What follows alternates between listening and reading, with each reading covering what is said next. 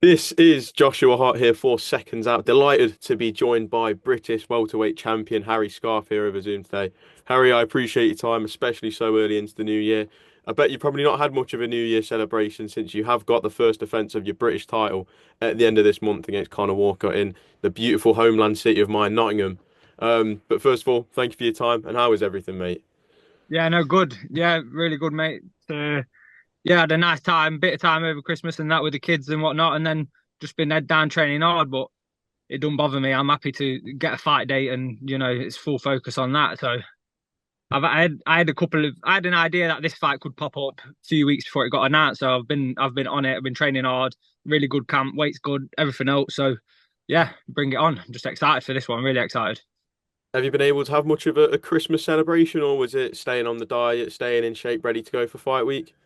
Yeah, just training really, and then you know, had Christmas Day off with the kids and that, and they loved it. That's what it's all about, isn't it? So yeah, the kids have enjoyed it. Seen family on bits and bobs like that in between training, and that's it. Sometimes I feel like Christmas period can be, if you fight sort of October, November, then you're not fighting before Christmas. Then you have your nice Christmas, and then it takes you all of January to sort of catch back up a little bit if you enjoy yourself. And then you're missing. You can soon lose 5 6 months. So I feel like this is good, and it's come at a good time. Keep me grounded over Christmas, and then lead into a busy year hopefully.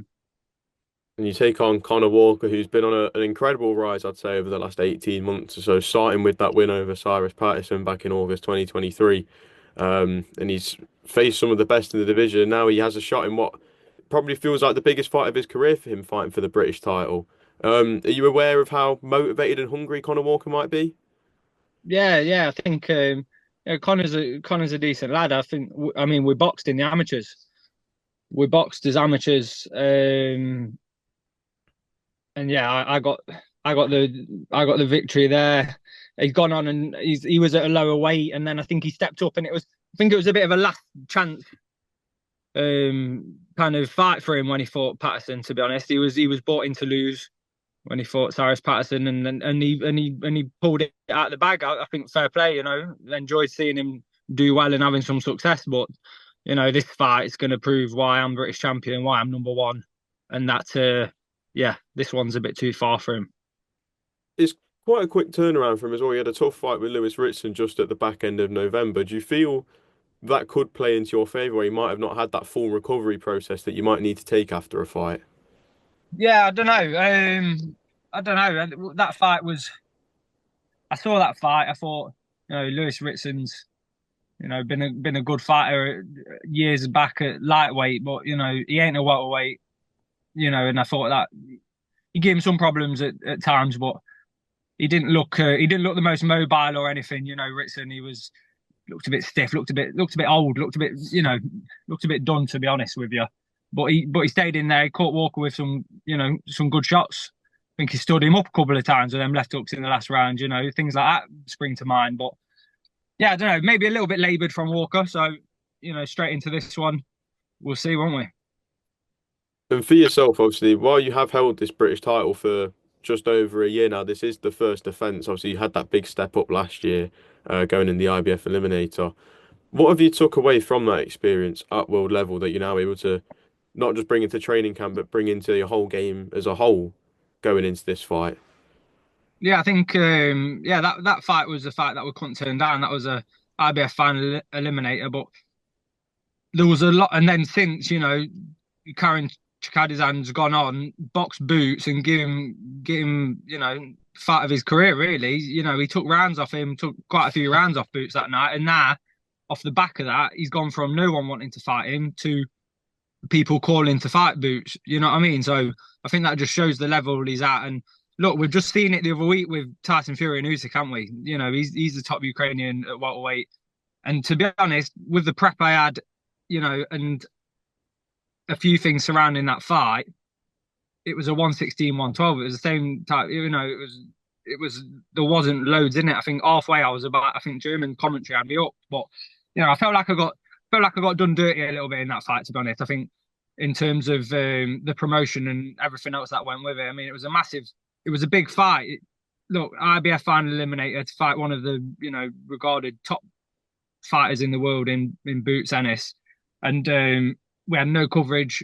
You know, Wasserman won the purse bids, then we're too late getting the date set for the, you know, in accordance to the IBF rules. So they were a week late with the date and the venue.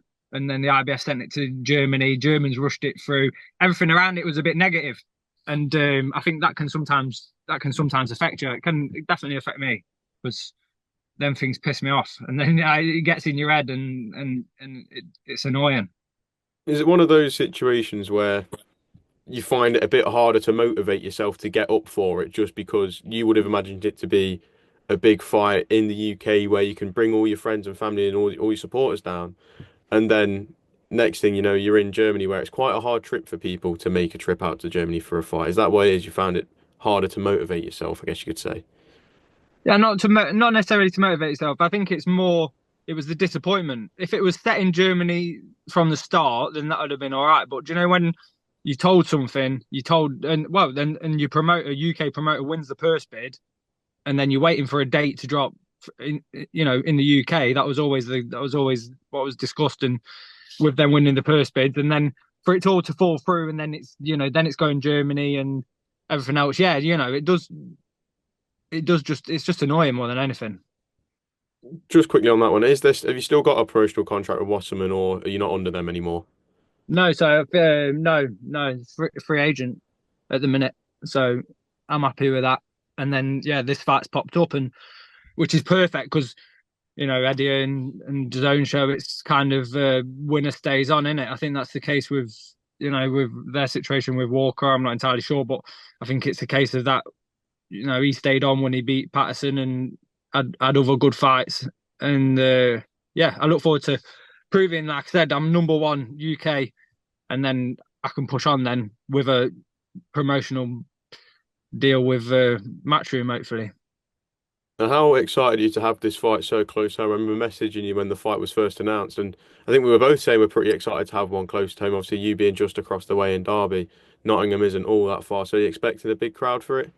Yeah, no, tickets have been good. Everyone's been, it's been well received from people, and yeah, it's a bit of home do almost. It's not quite like, but it's close enough, isn't it? We're only down the road from each other, aren't we? So 20, 30 minutes away from Derby. So it's the closest one I've had in years anyway, put it that way. I boxed in Bolton I think it was my eighth fight against Jack Flatley. Then it's been Liverpool, then we've been London a few times, and then Manchester when I boxed Echo. So, it's good to have one close to home, and people are jumping on it, to be honest. And I'm expecting a good crowd, and appreciate everyone who's buying a ticket and with their hard-earned money and that. Is it a bit of a relief to see so many people buying tickets, especially around that Christmas period where money's always tight anyway, with getting gifts for everyone? Is it a bit of a relief to see how many tickets you have been able to dish out for this fight? Yeah, no, it is good. It's good to see. I think people knew about it just before Christmas when it was all announced. So, if people have put some money to one side, and anyone who comes and supports me, it's very much appreciated, and that's it really does drive me. Like it's when we was in Manchester and boxed Echo, I had a good crowd come up there. I always have good support. I've got good loyal following, and yeah, I think this is going to be the same again, and can't wait to put on a great display for everyone.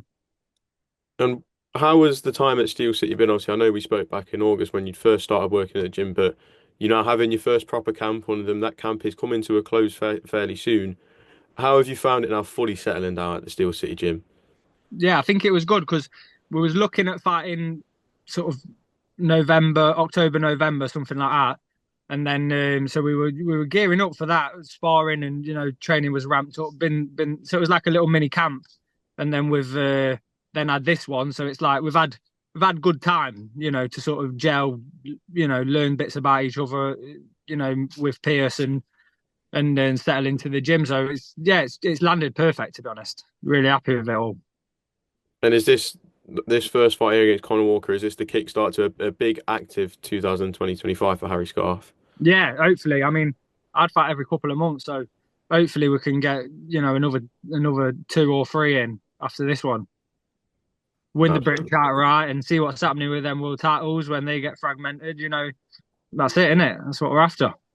I know you don't want to overlook this fight, but where would you like to see yourself this time next year at the start of 2026? Well, it'd be nice to be British champion outright and then knocking on the door for a world title. I mean, you never know what could come up in boxing. There's all the Saudi fights and everything like that. I think they're gonna at some stage get involved in the welterweight division. I know they're not. There hasn't been much at the minute, but at some stage it will be. And then yeah, I'll be there as UK number one and ready to take anyone on.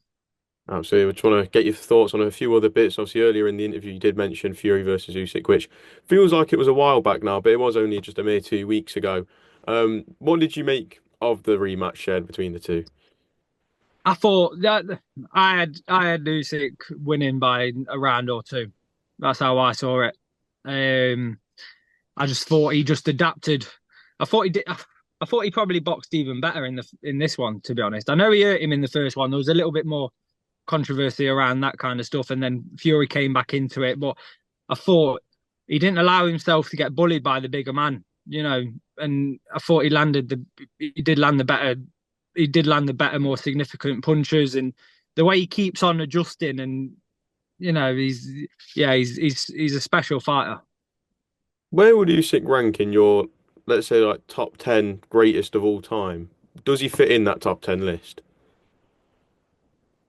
I think it's always a hard one because I think people are always um, quick to put people on a pedestal that have been from yesteryear. You know what I mean? I think like sometimes with the current fighters that they don't necessarily get that kind of credit, and it's hard to draw the comparisons. Obviously you got the heavyweight sort of golden era in the '90s and whatnot, and then obviously you've got Lee and Fraser and Foreman and all that kind of stuff. So it does make it hard, but I do think Usyk he probably would have to be top 10. He'd be creeping into the top 10, I think. Yeah. And for Tyson Fury, obviously, again, not the night for himself and felt a little bit hard done by. Yeah. What do you see for his future? Do you think he should go for that Anthony Joshua fight? I mean, going back to that other point as well, I think you definitely I'd have put before that fight Tyson Fury in the top 10 greatest heavyweights, you know what I mean, of all time. Like, I would have put him in there. I mean, it's a hard one now because he's probably took the shine off him. So I think Usyk could sort of replace him in that place. But yeah, Fury moving forward, I think it's got to be the AJ fight, isn't it? That's the one I think everyone wants to see.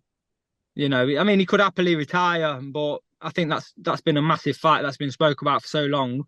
Why don't they just get it on and make loads of money and that's it? They can both be. That could be the final fight for both of them, but or they could run it a couple of times between them two. But I think that'd be the fight. That's the fight everyone wants to see, isn't it? Really. Do you feel with the way the world works now and with obviously social media being such a huge part, do you feel if Fury and AJ don't fight, it will tarnish their legacy and it'll be that one final memory we have of them if they were both to call it a day? Yeah, I think so. I think a little bit. I think there's a lot of domestic fights that don't happen. There's a lot of fights, in world boxing that have happened too late and whatnot. You got Mayweather Pacquiao. Um, there's so many fights. Even I was on about it with someone the other day. I was saying like fights that we've missed. It's like the middleweights we had. Probably going back 10 years now, something like that. But when you had Darren Barker, Martin Murray, Matt Macklin, Andy Lee, and they never boxed, and that was, I was always a fan of all of them, and British fighters, they were leading the way, they were fighting for world titles and whatnot, and there was a great mix, but they never did it, and that was. I think it is something that they need to do, and people need to do. I think domestic fights they are brilliant, aren't they? They capture the imagination of the public, especially when it's two massive names like that. Get everyone talking about it, and the domestic fights are good fights because there's a lot of pride on the line. I think that's half the time why they don't happen because people don't want to lose to another Brit or something like that. Who was that like? It was like that was Kell Brook and Amir Khan for a bit, wasn't it? I think that was half the problem there. And I'm sure there's loads more examples that you can think of, but they do bring that little extra. It's like British title fights. They do some of the best fights, aren't they? That you'll Oh, see. absolutely. You know, when you get British domestic dust up, it's a special fight. Well, you mentioned domestic dust-ups, one that has been reignited and a rivalry that's been going on for a long time now. Conor Benn versus Chris Eubank Jr. I know you've been asked about Conor Benn an awful lot over the last 2 years, but it does seem that he is going to be back in the ring now. Before I ask about the domestic fight itself against Eubank Jr., he has been on his socials and saying that he is locked in and he is going to be pushing for the Mario Barrios fight for the world title shot. How do you see Conor Benn getting on in a fight against Mario Barrios? Um, I don't know. I think Barrios is kind of he's all right, but it's a fight that you'd be thinking you could win. You know, he's one of them. He's not like a champion that's unbelievable. You know, I think that was Boots, wasn't it? He's the sort of one who's people look at and think, oh, that's a tough ask, really. And then I think, what sits well with me is the fact that Chikadizan, who I boxed and wasn't 100%, went on and give him nightmares in that fight. But back to that fight, I think that's the kind of fight you'd want. So I think it's a winnable fight for Ben, to be honest. Yeah. I think they will. I think they'll probably do the. I think they'll get the Eubank fight over the line though. I think that's just too big a fight. That's my opinion on it. I think that's too big a fight. There's too much money involved. I think they're both looking to cash in, and I think they'll do that. Do you feel it's a fight that if they don't take, they will regret it down the line, even if they don't regret it immediately? Yeah, yeah, yeah. I think they will regret it. I think it's the time to make the fight. I think they're both not coming off big wins or anything, and I think it just makes sense. Yeah, Spot on. Well, Harry, I appreciate your time this afternoon. Always good to catch up, and I'll see you in Nottingham, I suppose, then. See you in a couple of weeks. yeah, yeah. Nice one. Yeah, thanks for having me, mate.